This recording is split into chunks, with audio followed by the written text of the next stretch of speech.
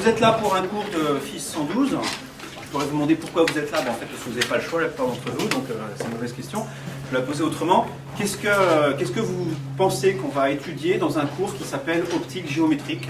Est-ce que vous pouvez me donner quelques mots-clés, quelques noms de trucs qu'on va étudier probablement, des choses des concepts qui vont revenir dans ce cours?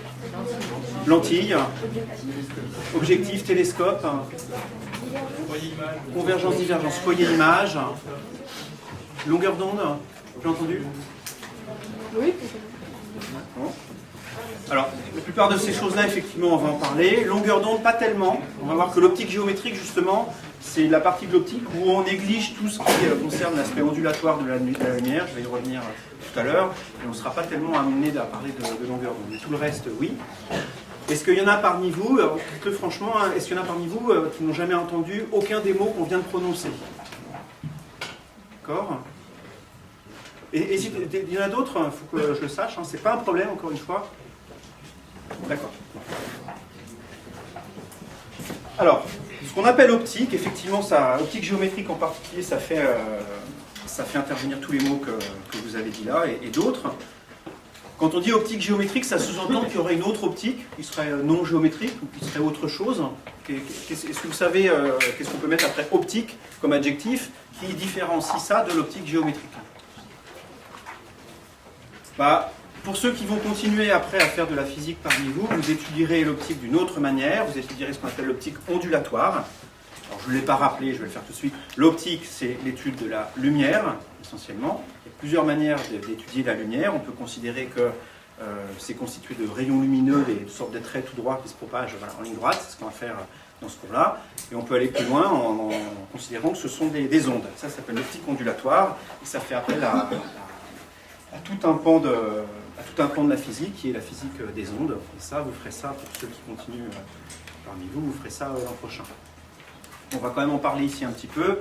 L'optique ondulatoire, c'est ce qui permet d'expliquer des phénomènes comme la diffraction, les interférences. Et quand on étudiera les instruments d'optique, on sera amené à étudier les phénomènes qui limitent la qualité des instruments d'optique. On verra que la diffraction, par exemple, c'est un de ces phénomènes-là, donc je serai amené à en dire deux mots, mais on ne l'étudiera pas en détail. Alors, on va faire ça de façon séquentielle. On n'a pas beaucoup de cours ensemble, un 6, vous allez voir que ça passe vite. Et essentiellement, ce que je voudrais qu'on couvre dans ces 6 séances d'une heure et demie, c'est d'abord de vous rappeler ce qu'on appelle les lois de la réflexion et de la réfraction, ce que vous avez appelé peut-être les lois de Descartes dans notre cours, donc ça je vais les rappeler. Je vais étudier quelques systèmes très simples qui font appel à la réfraction et à la réflexion, notamment le miroir plan, ce qu'on appelle les dioptres plans, c'est-à-dire les surfaces entre un corps transparent et un autre corps transparent, genre surface entre de l'air et du verre, ou entre de l'air et de l'eau. Puis on verra des surfaces courbes, genre des miroirs courbés, ça sert à faire des télescopes par exemple. On verra des interfaces courbes aussi, des dioptres courbes, donc des bouts de verre courbés, ça sert à faire des lentilles.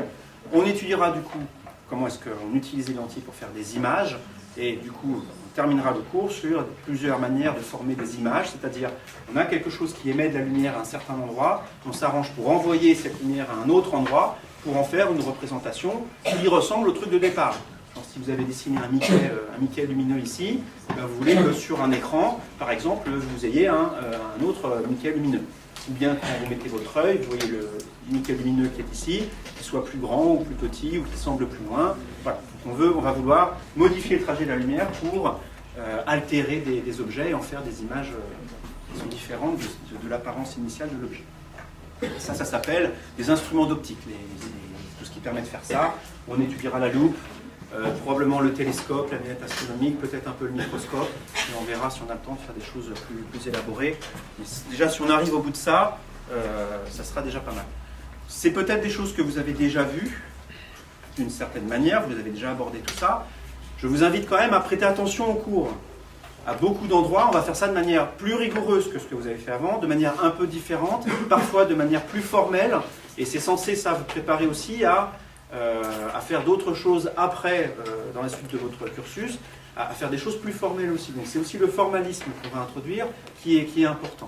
Encore une fois, ne prenez pas peur, le mot formalisme ça peut faire peur, ça va être des choses simples, mais il va falloir être rigoureux quand même quand on va faire des raisonnements en optique. D'accord ? Alors c'est parti, on va commencer par le chapitre 1, qui va s'appeler simplement réflexion et réfraction.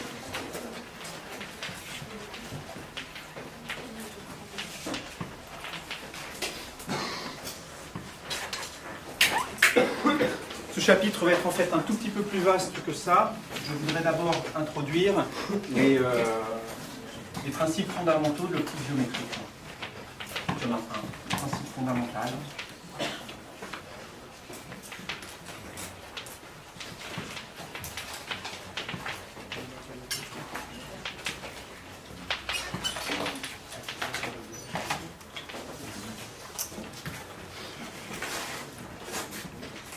Le principe fondamental de l'optique géométrique, je vais l'énoncer tout à l'heure, mais il dit simplement qu'on peut considérer que la lumière elle est constituée de petits raies, de petits rayons rectilignes, qu'on va appeler des rayons lumineux, et que voilà, la lumière en gros se propage en ligne droite dans certaines circonstances. Et ça, c'est basé sur l'expérience suivante, qu'on va appeler l'expérience de la passoire. Vous pouvez faire chez vous ce soir, si vous avez une passoire. Moi, j'ai tous des pâtes, donc vous avez tous une passoire. Vous avez tous une lampe de poche, hop, vous allez pouvoir faire l'expérience. Pas de problème. L'expérience est la suivante.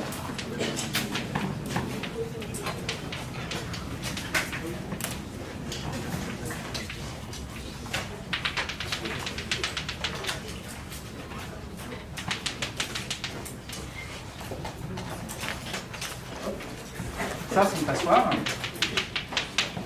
Et on éclaire cette passoire avec une lampe torche, avec un faisceau lumineux qui vient d'une lampe. Donc là, vous avez votre bed maglite qu'on vous a offert à Noël.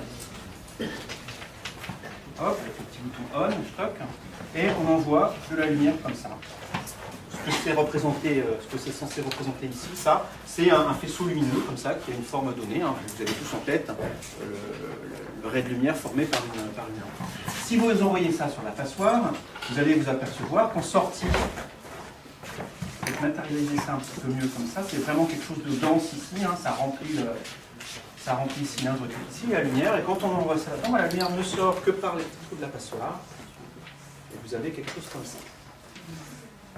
Vous vous retrouvez avec tout un ensemble de petits traits lumineux, hein, qui représentent l'endroit, qui correspondent aux endroits où la lumière est passée dans la passoire.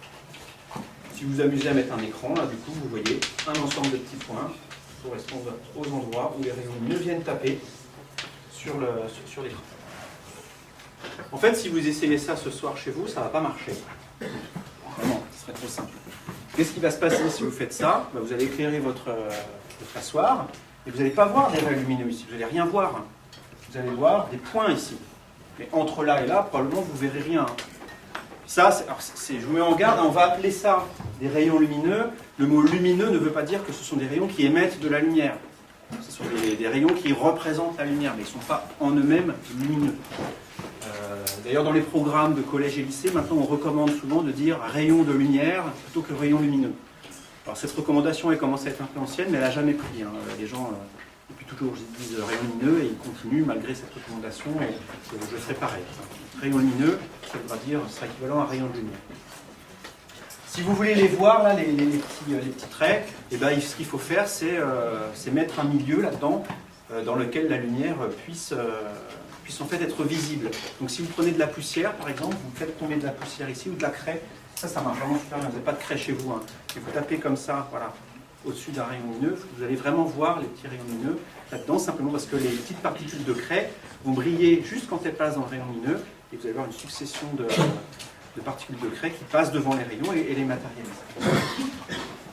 Entre parenthèses, ces rayons lumineux, on les voit dans pas mal de films d'espionnage. Chaque fois que vous avez un trésor qui est super bien gardé avec des lasers, vous avez une super scène où vous avez des lasers rouges partout. C'est débile, hein. Un laser, on ne le voit pas. C'est d'ailleurs pour ça que c'est un petit peu dangereux comme instrument, s'il est suffisamment puissant. Vous allumez un laser, vous voyez absolument rien là, et puis vous voyez un point lumineux à l'endroit où le laser touche l'endroit où il va. Mais entre les deux, vous n'avez rien. Si vous voulez voir, hop, avec votre craie, vous faites ça. Alors dans certains films, il y a effectivement ça, ils sont obligés de prendre une petite bombe là, pour voir le passage de la lumière. C'est exactement ce que je viens de dire, ça envoie des petites particules qui matérialisent le trajet de la lumière. Mais encore une fois, le faisceau laser lui-même n'est pas visible. Bon. Donc quand on a fait cette expérience, on se dit, bah, d'accord, ce qu'a fait la passoire là, elle a sélectionné parmi la lumière qui était ici, certains des rayons lumineux qu'elle contenait, et on peut très bien faire l'hypothèse suivante, là, les traits qui sont ici, en fait, ils se prolongeaient là-dedans, celui-là se prolongeait comme ça, celui-là se prolongeait là, etc. Et en fait, le faisceau qui était ici était constitué d'une infinité de petits rayons lumineux qui étaient tous serrés les uns avec les autres. Et ça, du coup, ça formait effectivement un faisceau. Le mot faisceau, hein, ça représente quelque chose de bien précis dans la langue française. Si vous avez un faisceau de branches de bois, ça veut dire que vous avez pris les branches de bois, vous les avez empilées, puis vous les avez prises comme ça, vous avez fait une sorte de bouquet. Hein. Donc c'est vraiment ça, un faisceau lumineux, on peut le voir comme une sorte de bouquet de rayons de lumière. Ça, c'est cette hypothèse-là, donc que les faisceaux de lumière sont faits d'une infinité de rayons lumineux, c'est ça le principe fondamental de l'optique géométrique. Je l'écris et j'en discute.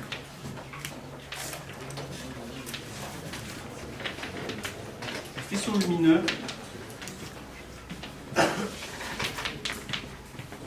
peuvent être décomposés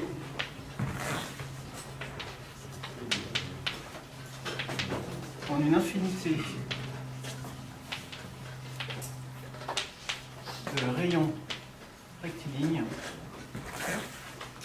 Alors, rectiligne, je vais en parler après. Pour l'instant, je vais juste mettre de rayons lumineux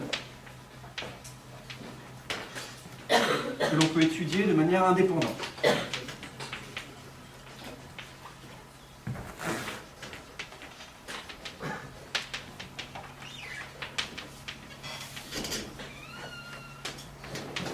Donc ce que je veux dire par étudier de manière indépendante, c'est qu'une fois qu'on a tous ces rayons lumineux-là, si je veux savoir comment se propage, par exemple, le rayon lumineux qui est ici, je n'ai pas besoin de savoir ce qui se passe dans son entourage, j'ai juste à savoir si lui, il arrive au niveau d'un trou, ah bah ok, il passe, s'il arrive au niveau de là où il n'y a pas de trou dans la passoire, bah il passe pas. Et je n'ai pas besoin de savoir ce qui se passe pour ces rayons lumineux voisins. Pour étudier ce rayon lumineux-là, j'ai juste besoin de savoir ce qui se passe le long de sa trajectoire, s'il y a un obstacle à l'endroit où il arrive ou pas. Ça vous semble évident? Probablement. Il se trouve que c'est faux. D'accord? Et il y a une expérience qui est peut-être un petit peu bizarre pour vous, mais je vais quand même vous la présenter. Imaginez qu'on ait un faisceau de lumière qu'on fait passer dans un trou, comme ça. Donc on a vraiment un gros faisceau de lumière, hein, comme ça, qui couvre largement le trou, et on fait passer ça dans un écran opaque, donc percé d'un trou circulaire. Qu'est-ce qu'on voit à la sortie du dispositif? La lumière qui arrive ici est bloquée, celle qui arrive là passe. Et ce qu'on voit finalement, c'est en sortie un faisceau qui a la même forme que le trou ici, un faisceau cylindrique qui vient, si on met un écran maintenant d'observation ici, former une tâche circulaire. Voilà, ça c'est ce qu'on a envie de dire si on imagine l'expérience. Ça c'est vrai à condition que, c'est vrai approximativement, à condition que le trou ne soit pas trop petit. Si vous faites l'expérience avec des trous de plus en plus petits, la tâche ici d'abord va effectivement commencer à diminuer comme on s'y attend, mais au bout d'un moment, si vraiment la tâche ici devient trop petite, celle-ci, si le trou ici devient trop petit, la tâche ici va commencer à s'élargir. Donc je recommence, hein, si on ferme la taille du trou ici, vous avez la tâche qui diminue, qui atteint une taille minimum, puis qui se met à augmenter alors même que vous êtes en train de diminuer la taille du trou. Ça, ce phénomène, ça s'appelle la diffraction. C'est quelque chose qui fait intervenir la nature ondulatoire de la lumière. Ça a été découvert il y a pas mal de temps, c'est maintenant bien compris. Et on va ici s'intéresser à l'optique dans des conditions où ce phénomène-là n'a pas lieu. C'est-à-dire on va considérer des obstacles ou des ouvertures dans des faisceaux, dans des écrans, des ouvertures donc, qui sont suffisamment grosses pour que ce phénomène puisse être négligé. D'accord ? Mais il est quand même là, hein, et en particulier, alors ça c'est pas l'expérience bizarre que je voulais mentionner, c'était son introduction. L'expérience bizarre maintenant c'est plutôt la suivante. Imaginez que vous ayez un trou ici qui soit petit, que vous envoyez là-dedans de la lumière qui passe juste à l'intérieur du trou. Donc on n'éclaire pas du tout l'écran lui-même, on envoie la lumière vraiment qu'au niveau du trou. Hein. On s'arrange pour faire ça d'une manière ou d'une autre. Si le trou ici est suffisamment petit, et ben la lumière elle part quand même comme ça, en faisant une tâche élargie, si on met un écran plus loin. C'est-à-dire que même si elle n'a pas du tout vu les bords, on a l'impression qu'elle est passée partout dans un endroit où il y avait de l'air simplement, hein, et ben le simple fait qu'il y ait un trou ici, ça élargit le faisceau. Donc, ce phénomène de diffraction, là, c'est pas juste comme on pourrait imaginer dans un premier temps, la lumière qui tape sur le bord et puis qui part en sucette. Hein. C'est pas ça, c'est plus compliqué. Donc tout ça pour vous dire que le principe qui est ici, du coup, il serait mis en défaut dans les situations que je viens d'énoncer là. Dans ce sens, c'est vraiment un principe, c'est-à-dire, on fait ça souvent en physique, on dit, bah, on va considérer que ça c'est vrai, donc on va éliminer d'emblée les situations dans lesquelles ça ne l'est pas, et tout ce qu'on va faire après ne s'appliquera qu'aux situations où ça c'est vrai. Mais il y en a beaucoup, hein, c'est ça le truc. On peut se permettre de faire cette approximation parce qu'avec ça, vous pouvez comprendre comment marchent des lunettes de vue, comment marche un télescope, comment marchent des grands télescopes, le télescope spatial Hubble, comment marchent les microscopes que vous utilisez en TP, etc. Donc je ne suis pas en train de vous dire que ok, on écrit un truc, c'est un peu pourri et puis en fait c'est faux, quoi. Oui, c'est faux, non, c'est pas pourri. C'est faux rigoureusement, en toute rigueur. Ça conduit à des petites imprécisions, à des choses qui ne sont pas vraies si on commence à se mettre dans des situations particulières, mais dans beaucoup de situations, ça va donner des résultats qui sont remarquablement corrects. Donc l'optique géométrique est basée sur ça. Il y a un deuxième pan au principe fondamental. Une fois qu'on a ces rayons lumineux, il y a une deuxième partie de la phrase qui est que les rayons lumineux se propagent en ligne droite.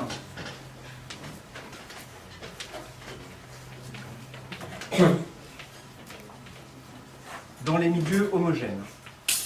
Je vais dire tout de suite ce que ça veut dire que homogène.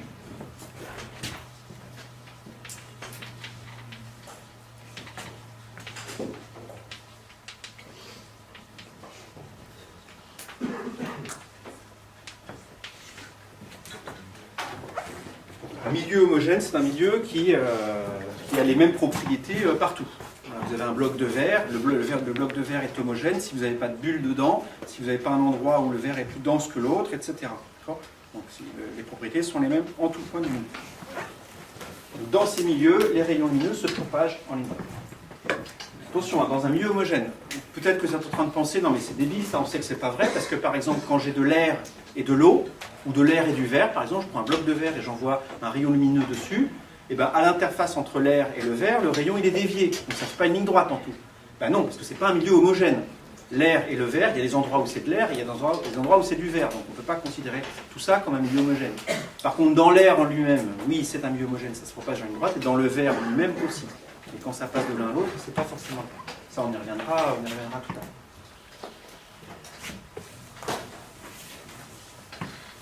Alors, je voudrais, avant d'en venir vraiment à la réflexion et à la réfraction, des phénomènes que vous connaissez déjà, je voudrais qu'on illustre ça avec un phénomène vraiment tout simple, qui n'est pas forcément très connu, et surtout qui va nous permettre d'introduire déjà quelques manipulations formelles, un petit peu de maths dont on va avoir besoin dans la suite. Et ça s'appelle sténopée.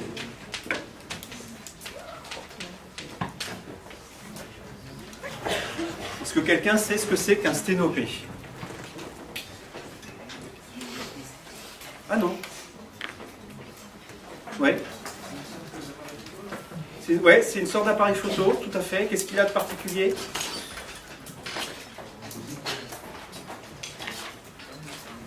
Non? Personne ne sait? Ben, c'est un appareil photo super simple, il n'y a pas de lentille. Vous pouvez le faire chez vous hein, avec un boîtier normal. C'est juste un trou. En fait, vous prenez une plaque, faites un petit trou dedans. Derrière, vous mettez un écran d'observation. Voilà, vous mettez ça dans le noir, faites une boîte. Et vous apercevez que si vous faites ça, si vous arrivez d'une manière ou d'une autre à regarder dans la boîte ce qui se passe ici, vous allez voir une image inversée de ce qu'il y a devant. Ça, alors je suis en train de parler d'appareil photo, il n'y a même pas besoin d'appareil photo pour faire ça. Vous prenez un tube de sopalin vide, stock, vous voyez en carton là, hein, le cylindre qu'il y a au centre des tubes de sopalin, paf. Vous mettez sur un côté un bout de papier, un bout de carton opaque, vous percez d'un petit trou. Vous mettez de l'autre, alors non pas un écran parce que ça va être dur d'aller voir, à moins de mettre quelqu'un dedans qui attend que vous ayez fini, ça va pas marcher. Vous mettez un bout de calque sur l'autre extrémité du carton. Ici, donc le tube est comme ça. Vous mettez ici un carton avec un petit trou et là, ici, vous mettez un calque. Et vous allez vous apercevoir que si vous avez un objet suffisamment lumineux devant vous, vous mettez le truc comme ça, donc vous arrangez qu'il n'y ait personne parce que vous êtes un peu d'arbette avec le tube de sopalin, mais vous allez voir ici sur l'écran du coup, hein, en calque, une image inversée de ce qui se trouve devant. On va étudier tout de suite, assez rapidement, mais je vais quand même en dire une chose, ce système optique qui est vraiment extrêmement simple. Comment ça marche? Ça marche de la façon suivante. Imaginez que vous ayez ici un point qui émet de la lumière. On va appeler ça un point lumineux. Allez, même mieux, je vais introduire le mot de source lumineuse. Une source lumineuse, pour nous, ça va être quelque chose qui émet de la lumière dans plusieurs directions. Voilà. Donc ça émet de la lumière par là. Je viens de dire on va considérer ici que la lumière peut être décomposée en une infinité de rayons lumineux, c'est ce que je vais faire ici. La source, la lumière qui est issue de la source, je la décompose en tout un tas de rayons lumineux. Parmi ces rayons, il y en a un qui va passer dans le trou. Donc il va continuer là-bas, il va venir taper sur l'écran ici, alors que tous les autres vont passer à côté et ne vont pas traverser le système. Donc si vous avez une source lumineuse qui est ici, vous allez vous retrouver à cet endroit-là avec un point lumineux. C'est pas super exaltant comme scène, on va faire un truc un peu plus rigolo. Mettons maintenant une deuxième source lumineuse.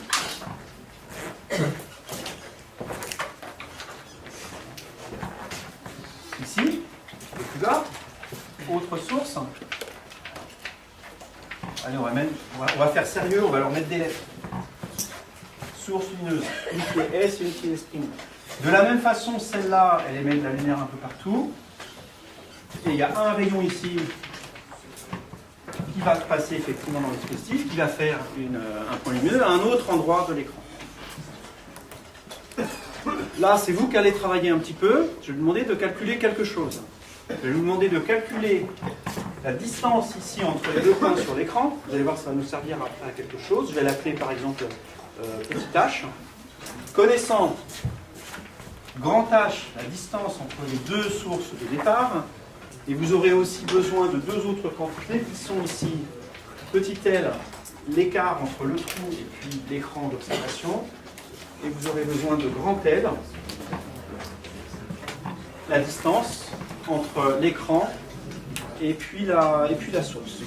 Alors c'est peut-être plus judicieux de prendre une définition pour grand L. Je vais regarder tout de suite ce qu'il y a dans les notes pour que vous ayez la même chose ici que ce que vous aurez dans les notes. Les notes sont sur le Moodle, donc vous pourrez aller les consulter.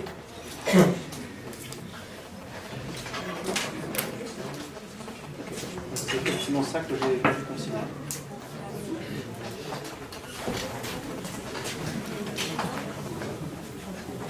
Alors je vais refaire le schéma, mais vraiment de vrai profil, pas en mettant une sorte de 3D perspective là, juste pour vous simplifier un petit peu la tâche. La situation que j'ai dessinée, c'est la suivante. On a un trou ici, un rayon lumineux qui fait ça, un autre qui fait ça. Je vous demande ici la distance h, connaissant L, grand L, et puis ici, grand H. À vous de jouer.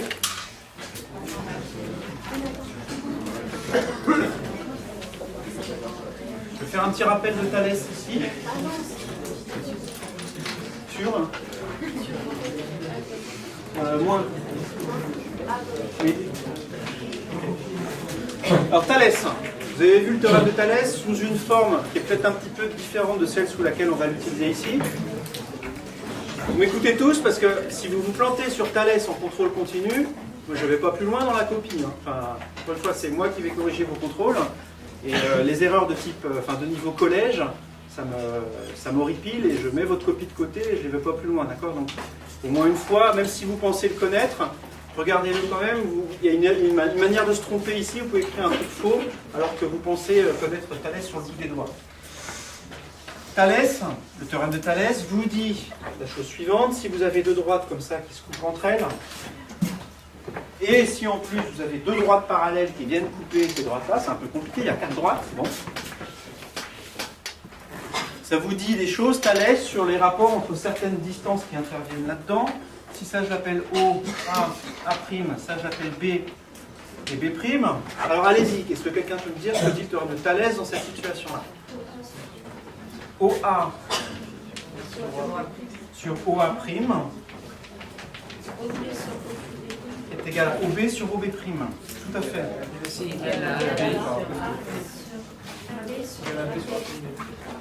Et c'est aussi égal à celui-là sur celui-là. Oui. Donc ça, très bien. Vous avez l'air de le connaître par cœur, c'est super. Ça, on aura besoin sous cette forme-là, pas de souci. Ici, on n'est pas tout à fait dans la même situation. Si on veut appliquer le théorème de Thalès ici, les deux droites qui se couvrent, ça va être les rayons lumineux qui sont là. Mais les deux droites parallèles ici, ça va être la verticale ici et la verticale ici. Elles ne sont pas du même côté par rapport au point O. Donc attention. Je vais maintenant refaire le schéma qui est ici, en mettant dans une autre situation où on va supposer que c'est parallèle. Ouais, celle-là à peu près. Ok. Ici, je vais mettre A' de ce côté-là, et je vais mettre B' de ce côté-là. OA sur B. Alors, ce que vous me dites ici, OA sur OB' est égal à OB sur OA'. C'est ça que vous voulez me dire? Oui. Ça, par contre, ça devient faux parce que ici, les positions de A' et de B', elles ont été interverties sur mon dessin. Et que quand on trace comme ça, le point qui appartient à la droite OA, c'est B' ici. On peut intervertir la notation si vous voulez, ou on peut aussi réécrire les lois. Et effectivement, ce que dit le théorème de Thalès, c'est que cette distance-là sur celle-là est égale à celle-là sur celle-là. Ici, les distances et à aucun moment interviennent les distances ici entre ces deux droites-là. Donc, si on applique ça dans la situation qui est au-dessus, le théorème de Thalès vous dit ici que la distance qui est ici, h sur L, est égale à grand H, non pas sur grand L, c'est là où vous pouvez nous faire surprendre, mais sur cette distance-là, c'est-à-dire grand L moins petit l. D'accord?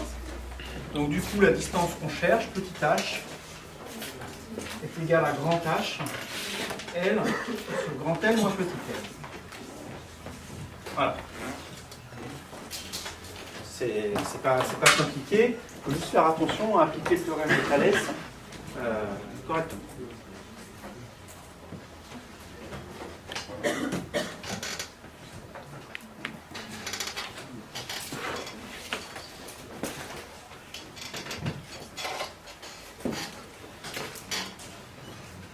Ok. Donc, ce qu'on est en train de dire ici, une des conséquences de cette égalité-là, c'est que la distance petit h ici, elle est proportionnelle à la distance grand H. D'accord? Si j'ai un éléphant ici avec un éléphanteau à côté, allez, dessinons un éléphant. Non, voici. Non. Allez. Situation plus intéressante que celle-là, dessinons un éléphant.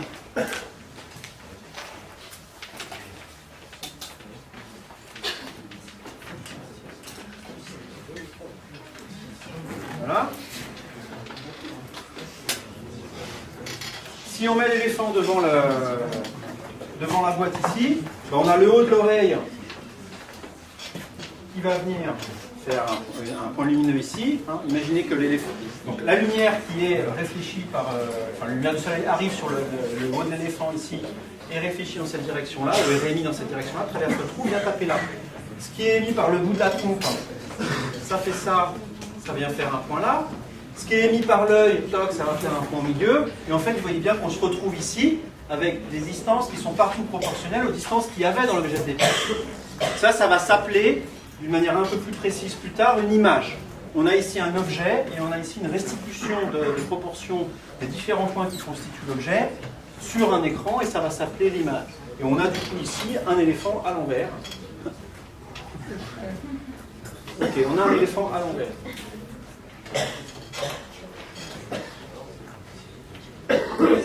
Ok, bon, on a un éléphant à l'envers. Ça sera plus facile sur la vidéo et Photoshop. Donc, bref. Donc on se retrouve ici avec effectivement quelque chose qui ressemble à l'objet. Donc ça, c'est une première manière de faire des images en optique. Donc vous voyez que c'est extrêmement simple. Ça, ce dispositif-là, on peut en construire un, mais il y en a qui sont tout faits dans la nature. Hein. Il y a vraiment plein de situations où ça se produit. Alors une situation un peu rigolote, moi la première fois que j'ai vu ça, c'était C'était en passant une nuit en montagne dans un chalet en bois. Parfaitement, je vous raconte ma vie, c'est comme ça. Et il y avait en fait dans une des planches qui constituait le chalet, il y avait un trou en fait, un nœud du bois qui était parti, il y avait un trou. Je travaille toute la nuit, mais ça c'est un autre problème, ça fait pas partie de l'histoire.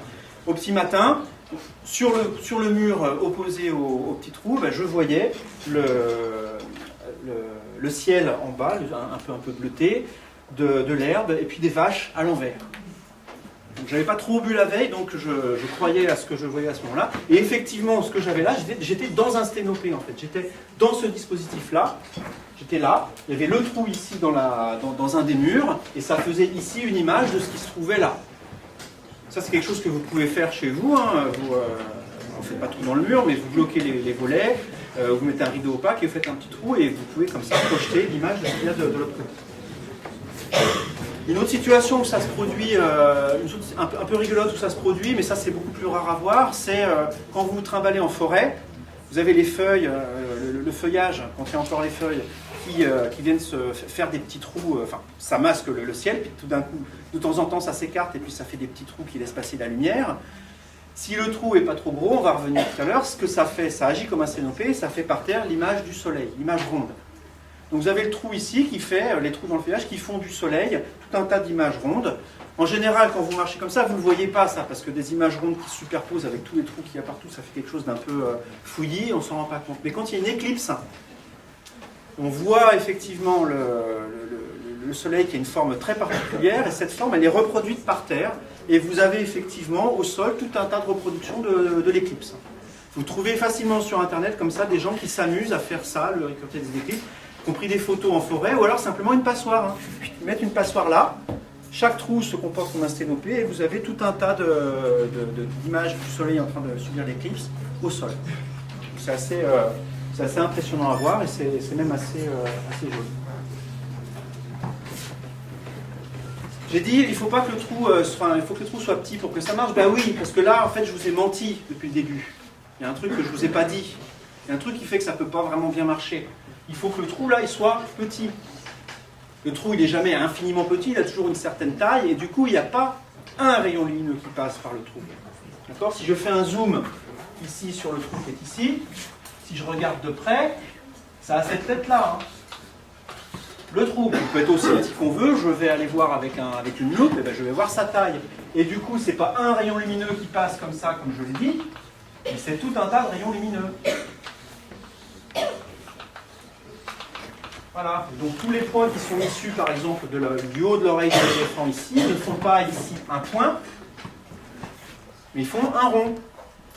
Ils font une tache qui a la forme du trou qui est ici.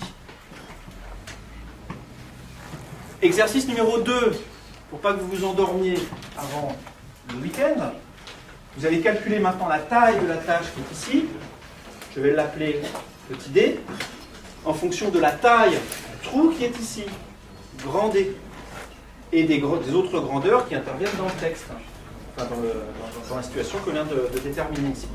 Vous avez grand L là, petit L là, vous avez un trou de taille petit d, je vous demande de déterminer la taille de la tâche grand D qui est ici. La taille petit d de la tâche qui est ici. Allez-y. Le dessin qui est ici est peut-être un petit peu trop confus pour ça, donc je vous invite à en refaire un autre à côté qui représente clairement les rayons lumineux qu'on considère, si ça peut vous aider.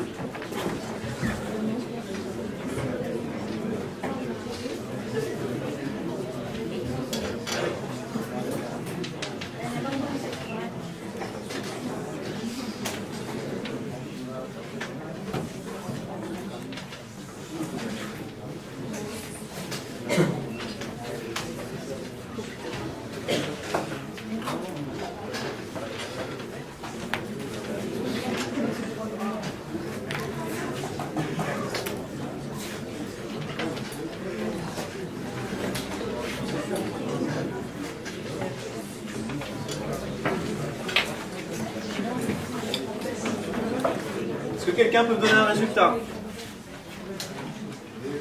Petit d ici, oui. C'est égal à grand D? Non, ça c'est pas vrai. Alors sur mon dessin, ça allait un peu, mais on voit bien que le faisceau ici, il s'élargit. Il arrive là, donc ça va être un peu plus grand là, forcément. C'est encore Thalès? Petit d sur grand D, arg, il prend toute la place l'éléphant. Ouais, forcément, c'est un éléphant. Petit d sur grand D. Il est égal à Non.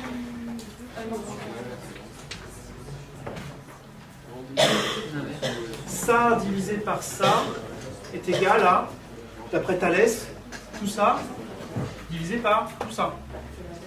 D'accord? Donc c'est grand L sur grand L moins petit L. Si ici on a une certaine taille et qu'on va 2 fois plus loin, cette tâche-là sera 2 fois plus grosse. Si on va 3 fois plus loin, elle sera 3 fois plus grosse. La taille de la tâche ici est proportionnelle à la distance totale. C'est ce que dit la relation faite ici. C'est aussi encore une fois une application de Thalès. Hein. Si on trace ça, si on représente cette situation vraiment de profil, on a ici quelque chose comme ça, on a petit d qui est ici, on a grand d qui est ici, c'est l'inverse. Et les distances qui sont ici sont grand L et ici petit L. On a ça divisé par ça qui est égal à tout ça divisé par ça. Et donc la taille de la tâche petit d donnée par d grand L sur L moins petit L. Donc la taille de la tâche est proportionnelle à la taille du trou. Donc si on a un trou trop gros, qu'est-ce qui va se passer ici? Le haut de l'oreille de l'éléphant ne va pas faire un point, mais va faire une tache. Le bout de la trompe va faire une tache aussi. En fait, on va avoir ici une image de l'éléphant dans laquelle chaque point est remplacé par une tache. Ça a un nom quand on fait de la photo. Quand votre photo, chaque point est remplacé par une tache, on dit que votre photo, elle est quoi? Elle est floue. C'est exactement ça la définition du flou. Hein. Donc vous vous retrouvez ici avec un éléphant qui est flou, et qui est d'autant plus flou que le trou ici est important. D'accord? Donc c'est un système, ça, le sténoclip marche bien si le trou est suffisamment petit. Pour les gens qui s'amusent à faire de la photo, donc si vous avez un moyen simple de faire ça, vous prenez un appareil dans lequel l'objectif est interchangeable, vous prenez ça, vous enlevez l'objectif, vous avez juste un appareil nu avec un capteur ici qui va permettre d'impressionner ce qui lui arrive dessus, donc de vraiment faire la photo. Et vous mettez ici, le plus simple c'est de mettre le capuchon. Ça c'est vendu avec un capuchon en général pour protéger de la poussière. Le capuchon vous prenez, faites un petit trou dedans avec une épingle et vous mettez le capuchon. Et vous prenez une photo avec le capuchon. Ça va marcher. Alors le truc c'est qu'il faut que le trou soit suffisamment petit. Je vais remettre ça parce que sinon la poussière de la craie ça va un peu en mettre partout. Si vous faites ça avec un trou qui est vraiment petit, il va falloir un temps de pause qui est long parce que vous avez peu de lumière qui vient. Donc vous n'allez pas prendre de la photo de Formule 1 avec ce genre de truc, hein, ça ne marchera pas. Mais un paysage, ça marche bien, un truc qui demande quelques secondes de temps de pause, ça marche très bien. Donc si vous avez un réflexe, je vous invite vraiment à faire ce genre de manip, hein, c'est vraiment rigolo à faire. Bon. Je vais en venir ensuite à une application en biologie sur ça, mais d'abord quelqu'un m'a posé une question sur le théorème de Thalès qui ne comprenait pas ce qui a été fait tout à l'heure, et effectivement, il y a un truc sur lequel vous pouviez m'interroger. Je vais aller plus rapidement probablement, donc j'y reviens ici.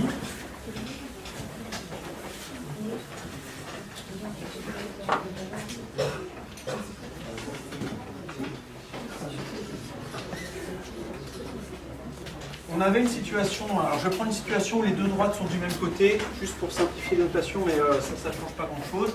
On avait OA, A', B, B'. Et vous m'avez dit tous en chœur que effectivement OA' sur OA est égal à OB' sur OB est égal à AA' sur AB sur B'. C'est pas l'inverse, monsieur. A'B' sur AB, ça vous va? Ok. Et quand je l'ai appliqué, en fait, c'est pas ça que j'ai fait, effectivement. Parce que j'ai pas utilisé ici les distances qui sont là, mais j'ai pris ces distances-là. J'ai dit que ça c'est petit L, en gros, et ça grand L, enfin avec une notation un peu similaire. Et ce que j'ai fait donc, c'est que j'ai pris comme distance, les distances qui sont là, j'ai pris un point C qui est ici, et j'ai appliqué ça à OC et à OC'. D'accord?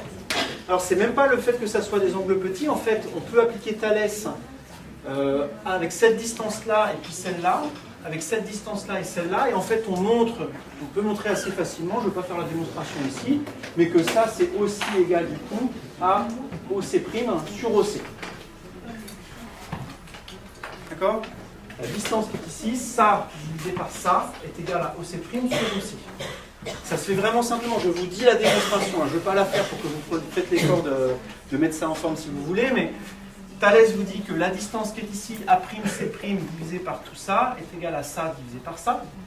Vous faites la même chose en bas, ça divisé par ça est égal à ça divisé par ça. Vous additionnez les équations que vous allez trouver, ça va vous dire que ça divisé par ça est égal à ça divisé par ça.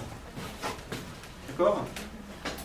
Je viens de faire la démonstration oralement. Si j'ai le courage, je mettrai dans la vidéo, là, sur ce que je viens de parler, la démonstration mathématique. Mais je vous invite avant vraiment à le chercher et à essayer de comprendre pourquoi c'est clair. Donc on peut aussi appliquer Thalès avec les distances qui sont là. Et c'est ça que j'ai fait depuis tout à l'heure.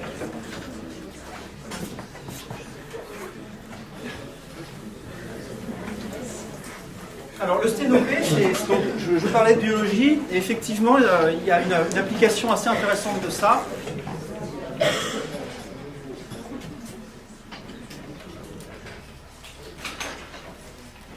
C'est bon? C'est à toi que je parle. C'est bon?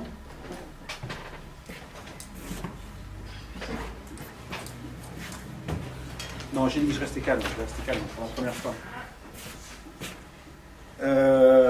Donc, biologie, c'est ça, je parlais de biologie. Vous entendez parfois des gens dire ouais, l'évolution, Darwin, tout ça, c'est n'importe quoi, parce que il y a plein de preuves que la nature ne peut pas faire des trucs parfaits. Par exemple, il y a un truc qu'on entend tout le temps, c'est, on vous dit l'œil. Puis l'œil humain, c'est un truc mais tellement parfait, c'est pas possible que ça vienne de l'évolution. Si on essaye de faire quelque chose qui vient en gros des amibes et puis pof, ça évolue, ça peut pas donner un œil avec des étapes intermédiaires valides, c'est simplement pas possible.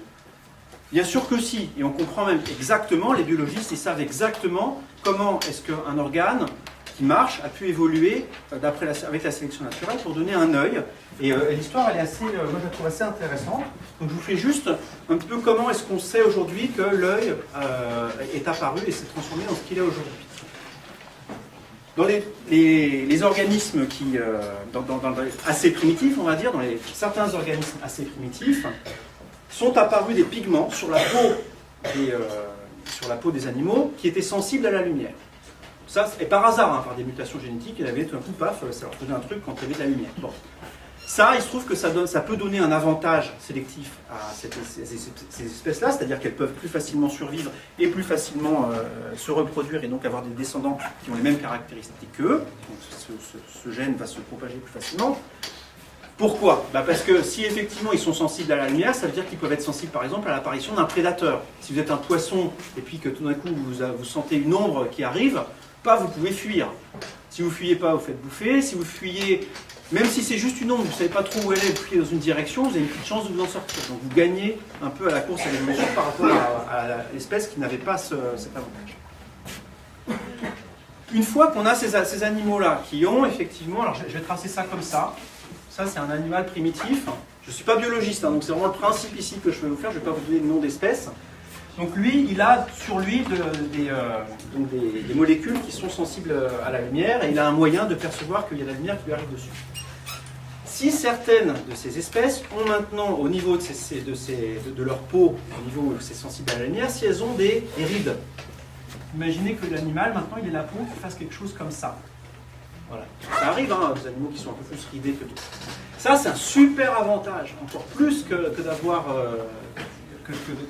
d'avoir une police sur laquelle on a des pigments photosensibles, parce que si maintenant l'animal ici sent que, par exemple, il y a de la lumière qui arrive sur ce côté-là, ça veut dire quoi? Ça veut dire que très vraisemblablement, la lumière elle vient d'ici. La lumière qui vient de là est après sur ce côté-là. D'accord? Donc avec ces replis comme ça de la peau, il y a une première détection de la directionnalité de la lumière qui parvient sur l'animal. Si il a la lumière qui lui arrive ici et que la lumière est là, donc l'ombre elle vient d'ici, il a intérêt d'aller là-bas l'animal. Ça veut dire qu'il y a quelque chose ici qui lui bloque la lumière. Inversement, s'il a plus de lumière ici que de ce côté-là, il a intérêt à partir par là-bas. Donc ça donne aussi un petit avantage à cet animal-là. Et ce qui s'est passé au fil de l'évolution, c'est que ces replis-là se sont presque refermés.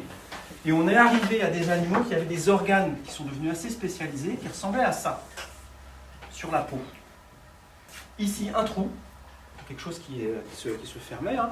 Et puis, du coup, ça fait un sténopé. Ça, c'est une coupe, mais vu en 3 dimensions, ça serait vraiment une sorte de sphincter hein, qui se ferme sur une cavité comme ça qui contient des cellules photosensibles. Ça commence à ressembler à un œil. Hein. Les cellules photosensibles sont là, et là, effectivement, si vous avez ici un éléphant, vous allez voir l'image de l'éléphant là, et se sont développés en même temps des systèmes de neurones qui pouvaient analyser ça et voir comme il faut. Ça se fait dans l'eau, hein, tout ça. Ça se fait dans l'eau. C'était des animaux aquatiques qui faisaient ça. Il y en a encore, hein, il y a certains mollusques qui ont des yeux qui marchent exactement comme ça. Hein, certaines méduses, certaines sèches. Voilà. Donc là, donc c'était dans la mer, il y avait de l'eau de mer ici, et puis là aussi. Un autre avantage évolutif qui est arrivé, c'est que ça serait bien que ça se ferme ici.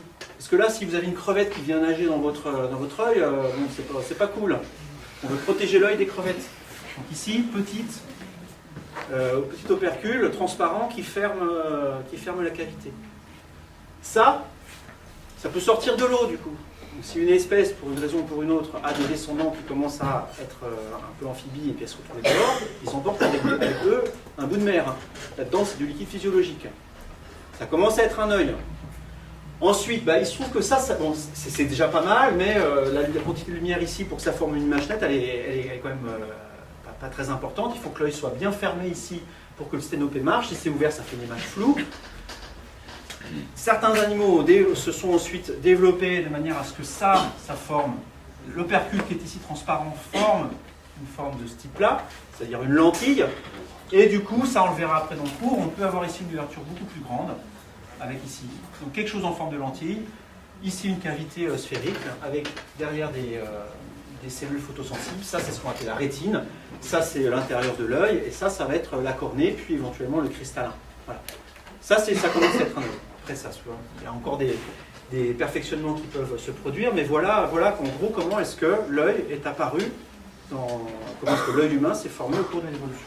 Donc si vous entendez des gens vous dire que, ce que j'ai dit tout à l'heure, l'œil c'est trop parfait pour que, vous leur ressortez ça. Et c'est pas juste inventé, c'est documenté, hein. On a des traces des différentes étapes. Il y a encore aujourd'hui des espèces qui en sont restées, on va dire, à chacune des étapes qui précèdent là. Des poissons qui ont une peau photosensible, il y en a plein. Des poissons qui ont des replis photosensibles, il y en a plein. Des poissons ou des mollusques qui ont des sténopés, il y en a aussi. Donc, voilà.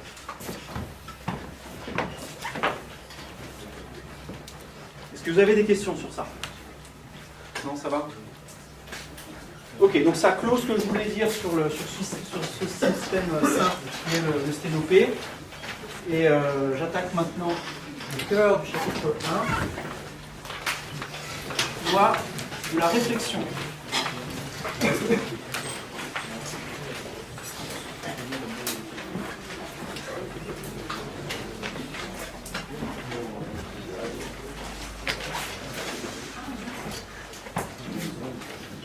Alors on va être amené, en étudiant différents systèmes optiques, à considérer des surfaces sur lesquelles la lumière se réfléchit.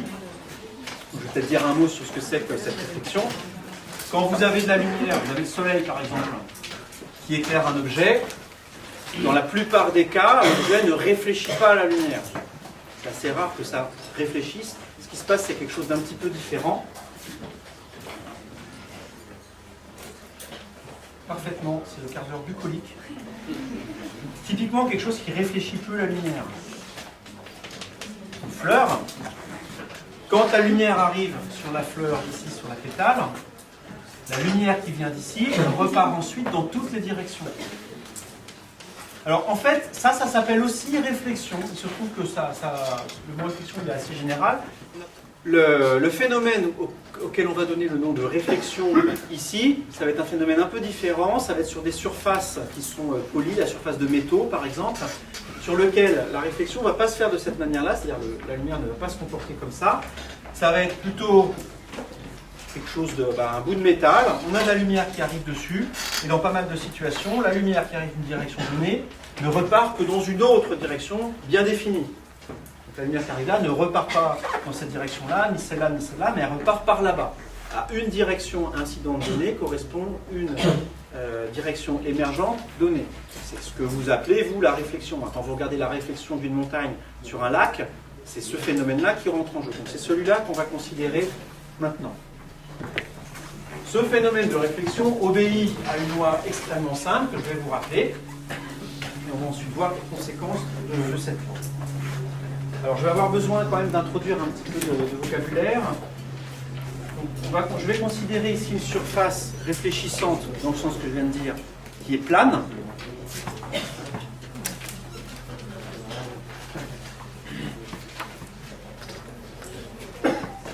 Ça n'a pas besoin d'être plan, mais pour l'introduction que je veux faire ici, ça sera plus simple dans cette situation. Je vais considérer un rayon lumineux qui arrive sur cette surface. Donc ça va s'appeler le rayon incident.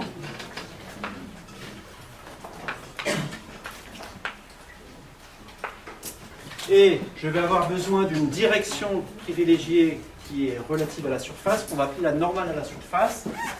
C'est la direction qui est comme ça. C'est la direction qui est perpendiculaire à la surface. Donc vous avez une surface donnée, c'est la droite qui est perpendiculaire à toute droite, toute droite du plan. Ça s'appelle la normale à la surface. Les lois de la réflexion, il y en a deux en fait. Il y en a une qui vous donne l'angle avec lequel le rayon réfléchi repart, en fonction de l'angle d'incidence que je vais définir tout de suite, et vous dit aussi dans quelle direction ça repart. La première loi de la réflexion vous dit que d'abord, le rayon réfléchi, que je vais tracer tout à l'heure, est dans le plan défini par la normale et le rayon incident.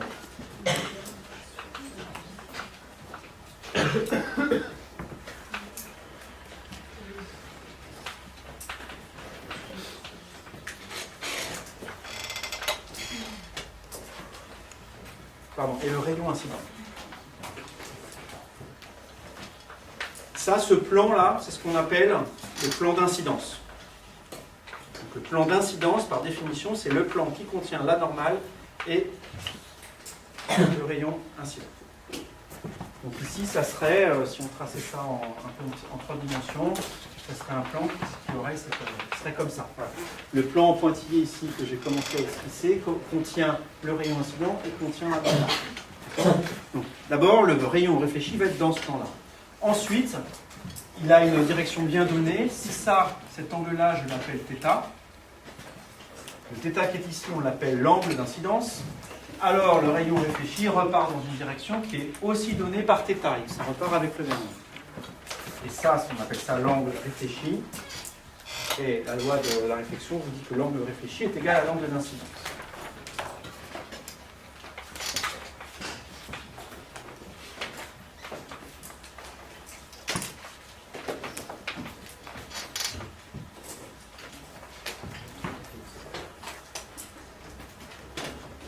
C'est extrêmement simple, hein. Vous l'avez tous déjà vu, voilà, je vous le redis, on va maintenant explorer quelques conséquences de ça. Sauf si vous avez des questions, évidemment.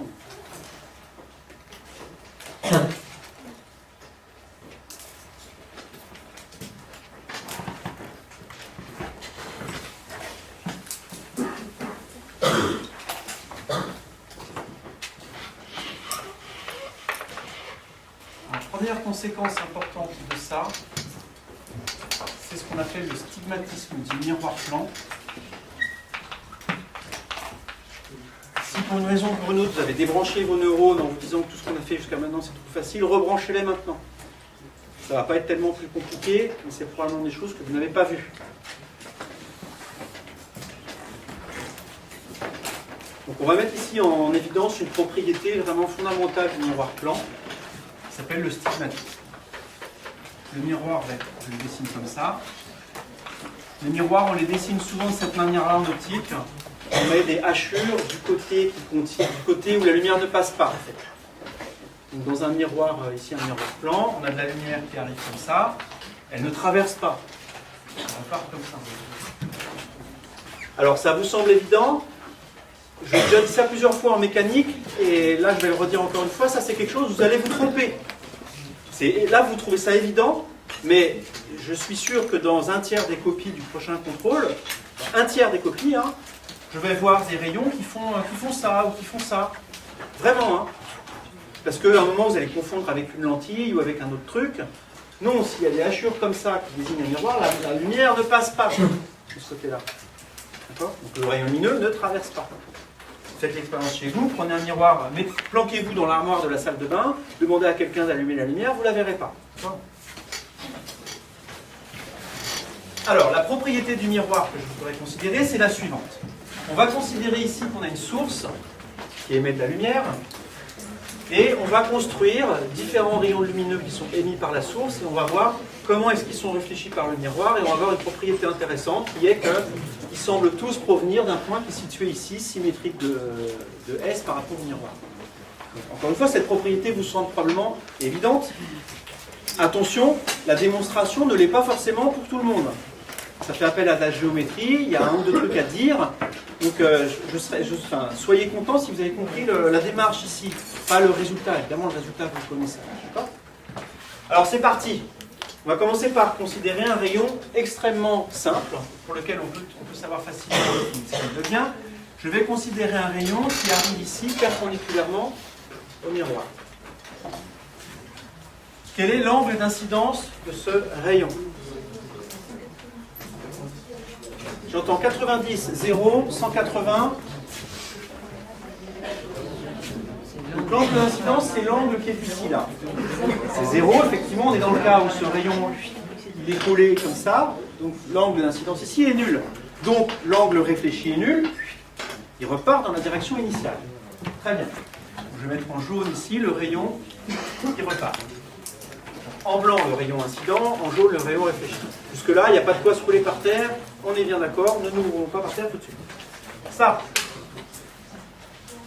On a maintenant un deuxième rayon qui arrive ici avec une incidence que je vais noter. Je vais mettre en rouge les normales par la suite. Si ici j'ai une incidence θ, ça repart dans cette direction-là avec le même angle θ.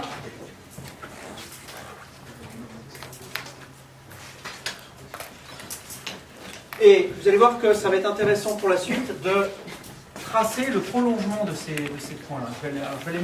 Je vais adopter un système de couleurs cohérent quand même. Je vais mettre des couleurs. Donc je vais mettre en jaune les rayons réfléchis. J'ai dit donc lui, je vais le retracer mais en jaune. Voilà. Et je vais tracer ici en pointillé le prolongement de ces rayons réfléchis.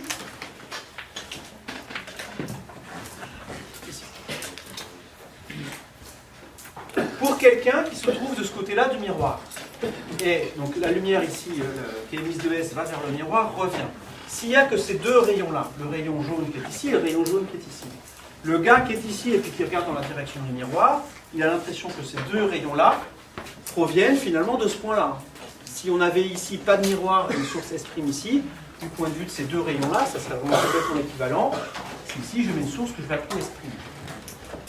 La question que je pose maintenant, c'est si on prend un troisième rayon avec une incidence encore différente, je vais le prendre vers le haut, ce rayon-là, il est aussi réfléchi en respectant les lois que je viens de donner. Je vous demande maintenant de démontrer que si j'appelle ici S seconde le point se coupe le prolongement de ce rayon réfléchi et puis de celui-là, je vous demande de montrer que S' est égal à S seconde. Qu'en fait, ces trois rayons ici semblent provenir du même point. Ici, c'est une démonstration de type mathématique, hein, c'est juste de la géométrie. Est-ce que vous pouvez me montrer que les points S' et S seconde sont confondus? Je redis oralement ce que sont S' et S seconde. S', c'est le point où se croise le prolongement ici du rayon réfléchi, le premier que j'avais dessiné, et le deuxième. S seconde, c'est le point où se croisent les prolongements du premier rayon que j'ai dessiné et du troisième. Montrer qu'ils sont effectivement confondus. Je vous laisse une minute pour réfléchir, et puis on fera ensemble tout ça. D'accord. Alors je voulais pas le faire comme ça, mais c'est bien aussi, donc je vais essayer de suivre précisément ce que tu dis. Donc ça, on va l'appeler alpha. Cet angle-là, c'est celui-là que tu fais intervenir. Alors, tu me dis que cet angle alpha, on le retrouve ici. C'est vrai ça? Bah oui, parce qu'en fait, du coup, alpha il est ici en dessous. Je prolonge la normale là. Effectivement, l'angle θ qui est ici, on le retrouve ici. Ouais, et donc après, avec les angles alternes. Enfin, on le retrouve, pardon, ici. Sinon, on peut dire que alpha, c'est aussi ce qui est en dessous de... Alors alpha, moi je le vois ici. Hein. Vous êtes d'accord? Mais aussi en dessous. Alors qu'ici, on a θ. Oui, non, mais en dessous, là, en dessous. Là? Voilà, et avec l'angle alterne, ben, on trouve l'alpha qui est décidé. D'accord, on va faire ça comme ça. Ok. Alors, j'ai écrit beaucoup de choses, peut-être que c'est pas très clair. L'angle qui est ici, là, on l'a noté alpha, en fait, je vais le rappeler autrement. Si on connaît θ ici, quel est l'angle alpha? Voilà, alors je vais noter ça en radian, c'est pi sur 2 moins θ. On a un angle droit ici, hein. Donc l'angle rouge ici, c'est pi sur 2 moins θ. L'angle qui est ici, c'est θ, puisque c'est l'angle que fait cette droite-là avec cette droite-là. On vient de dire ici, d'après la loi de la réflexion, que ça c'est θ. Donc si on a θ là, on a aussi pi sur 2 moins θ ici.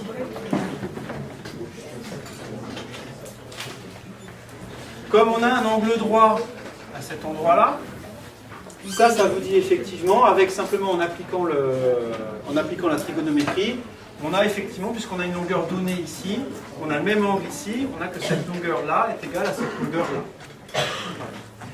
C'est tout à fait une manière de faire. Bon, vous verrez dans les notes, il y a une manière un peu plus géométrique qui considère les propriétés d'un triangle isocèle dont la hauteur ici est aussi une médiatrice. Ça fait appel à des souvenirs de collège. Mais bon, cette démonstration me convient aussi. Et donc, on obtient ici que si ça, j'appelle le point qui est ici O, on obtient que ES est égal à OS'. Pourquoi est-ce que c'est intéressant ça? Parce qu'on peut refaire évidemment la même démonstration avec le triangle du dessus. Avec le triangle du dessus, on montre exactement de la même manière que OS est égal à OS seconde, et donc que ces deux grandeurs-là sont égales. Donc les deux points S', S seconde sont confondus. Donc le dessin correct qu'il faut faire, là j'ai fait un correct exprès pour isoler S seconde, mais finalement ce qu'on a c'est que le rayon ici passe par ce point-là. Et en fait, quel que soit le rayon incident ici, le prolongement du rayon réfléchi passe par S'. C'est un truc de fou ça quand même quand on y pense. Ça veut dire quoi? Ça veut dire que si on met un objet devant un miroir, donc, je vais faire le dessin ici de manière un petit peu plus complète. S' ici, je prends n'importe quel rayon qui semble provenir ici. Je vais essayer de faire un effort pour les faire droits. Voilà. Je prends autant de rayons que je veux. Tous les rayons réfléchis ici semblent provenir de ce point de vue, de ce point-là. Ça veut dire que si vous avez un gars qui est là et qui regarde dans la direction du miroir, pour lui, tout se passe comme si la source S n'était pas là, mais se trouvait ici. D'accord? Tout se passe comme si. Ça, c'est là une propriété évidente des miroirs. Ça veut simplement dire que quand vous mettez un objet devant le miroir, vous avez l'impression qu'il est là. Là, on n'a pas inventé l'eau chaude. Hein. Bon. Cette propriété, elle porte un nom parce qu'elle est rare dans les systèmes optiques et du coup, elle est aussi assez précieuse quand on arrive à la réaliser. Cette propriété qui fait que tous les points issus d'un point source, tous les rayons issus d'un point source semblent provenir d'un même autre point, ça s'appelle le stigmatisme. Plus précisément, ça va s'appeler le stigmatisme rigoureux. On verra la prochaine fois une autre notion un petit peu moins forte de stigmatisme approché. Donc je vous donne ici la définition du stigmatisme rigoureux. C'est quand tout rayon lumineux issu d'un point S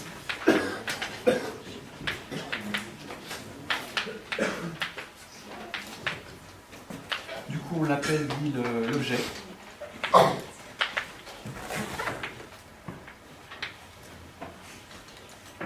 semble provenir, je vais mettre où converge vers, on aura les deux situations en fait. Ça, on aura l'occasion d'y revenir dans la suite du cours avec d'autres exemples. Semble provenir de converge vers un même point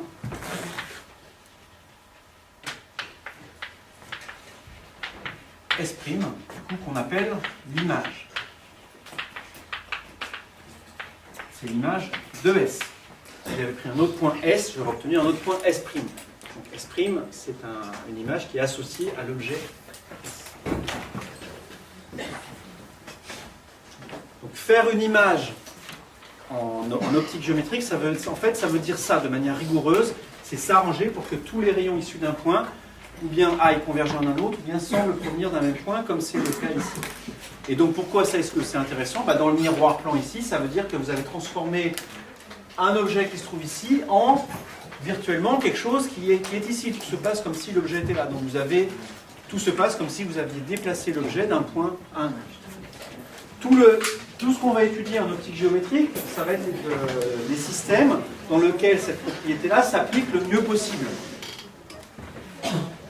Si on arrive à faire un système pour lequel vous avez ici une planète qui est lointaine, stock, vous la regardez à travers un système et les rayons lumineux issus de ça, tous les rayons lumineux issus par exemple du bout ici de l'anneau arrivent ici, ceux issus de l'autre bout de l'anneau arrivent là et vous arrivez à faire ça. Donc si vous arrivez à transformer ça en ça avec la propriété qui est ici de stigmatisme, encore une fois, donc tous les rayons issus d'un point ici viennent converger en un point là, vous aurez fait une image.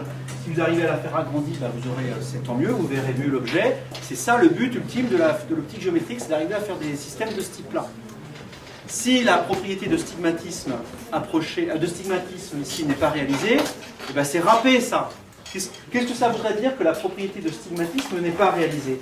Ça veut dire que parmi les rayons qui viennent du bout de l'anneau, là par exemple, j'en ai un qui vient ici, le rayon qui passe ici vient converger là, et le rayon qui passe encore plus haut ici irait converger ailleurs, genre ici. Ça ferait une grosse tache. D'accord? Les lentilles, en fait, c'est le cas. Les lentilles ne vérifient pas le stigmatisme rigoureux. Argue.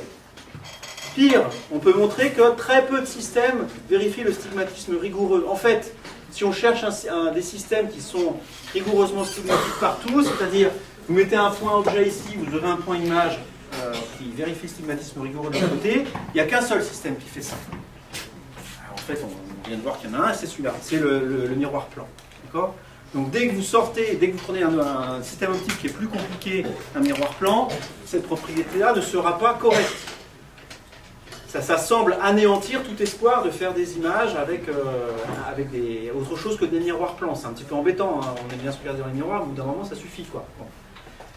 Alors ce qu'on verra la prochaine fois, c'est qu'il y a une propriété de stigmatisme un petit peu moins forte, ça s'appelle le stigmatisme approché, dans laquelle on va voir que les points ici, certes, peuvent être différents, mais s'ils sont suffisamment proches l'un de l'autre, ça peut ne pas importer.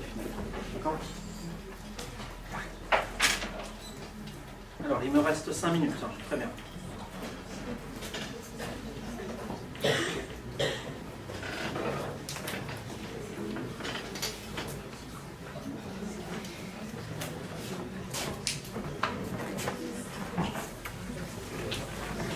On va introduire sur ce système simple la notion de relation de conjugaison et puis on s'arrêtera là.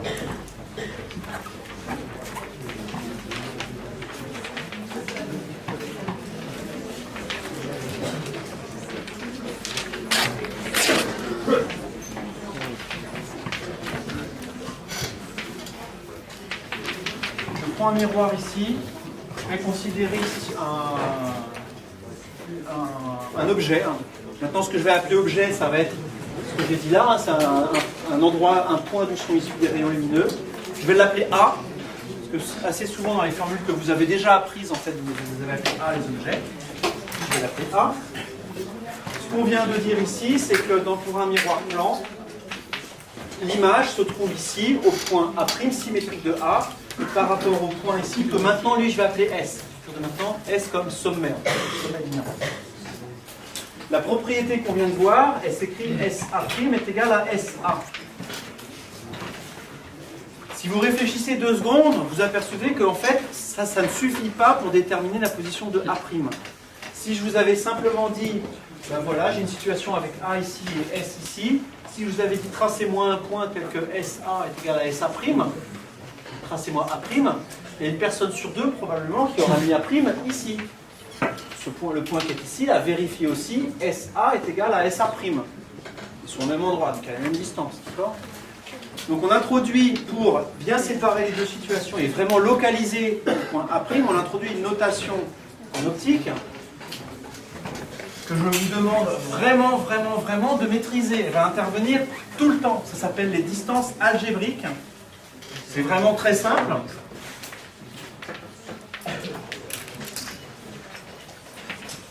Pour définir des distances algébriques, ça va être pour des points qui sont sur un axe. On a un axe qu'on oriente avec un sens positif.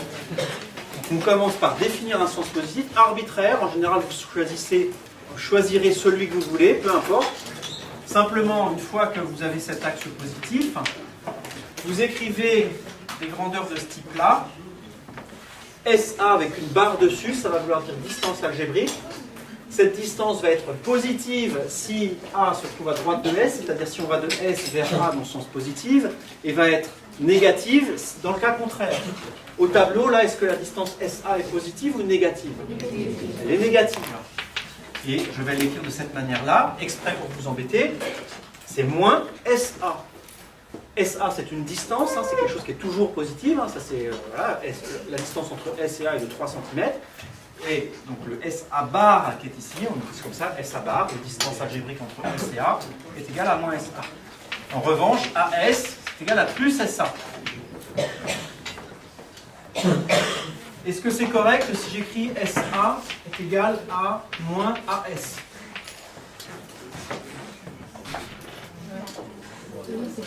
Oui. Qu'est-ce que ça veut dire la notation AS? La distance AS, c'est la même que la distance SA. La distance, c'est positif. Donc ça, c'est correct, oui. Est-ce que c'est correct si j'écris AS est égal à AS? Oui, pour la même raison. Oh, très bien.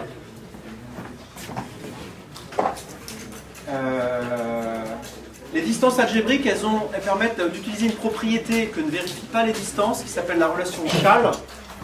Vous allez écrire ici, parce que ça, on en aura probablement besoin aussi. Quand on a trois points qui sont alignés, on peut écrire que AC avec une barre est égal à AB avec une barre, plus BC avec une barre. Les distances algébriques, on peut introduire un point B ici, si vous voulez, et séparer les deux. Ça, c'est vrai pour toutes les distances algébriques. Si A, B et C sont alignés. C'est-à-dire, dans une situation où j'ai A, B et C comme ça, ce que je suis en train de dire, c'est que AC bar ici, c'est égal à AB bar plus BC bar. Ça, c'était vrai pour les distances aussi. Hein. Dans cette situation-là, on a aussi d'ailleurs AC est égal à AB plus BC. Par contre, imaginez que je prenne un point A ici, un point B ici, un point C ici. AC n'est pas égal à AB plus BC. Hein.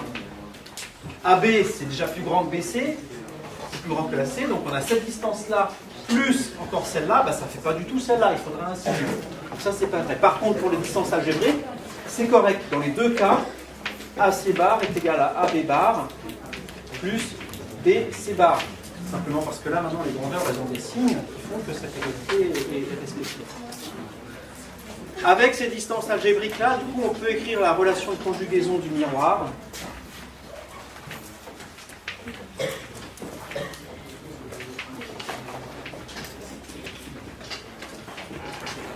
Ça s'écrit simplement SA bar est égal à moins SA'. Ça veut vraiment simplement dire que A et A' sont symétriques par rapport à X. On en écrira beaucoup des relations, enfin beaucoup, plusieurs des relations de conjugaison pour différents systèmes optiques. On en écrira pour le miroir sphérique, on les écrira pour les lentilles, et il ne faudra pas se tromper, bien mettre des barres quand il y en a. Je réinsisterai sur ça, on s'arrête là pour.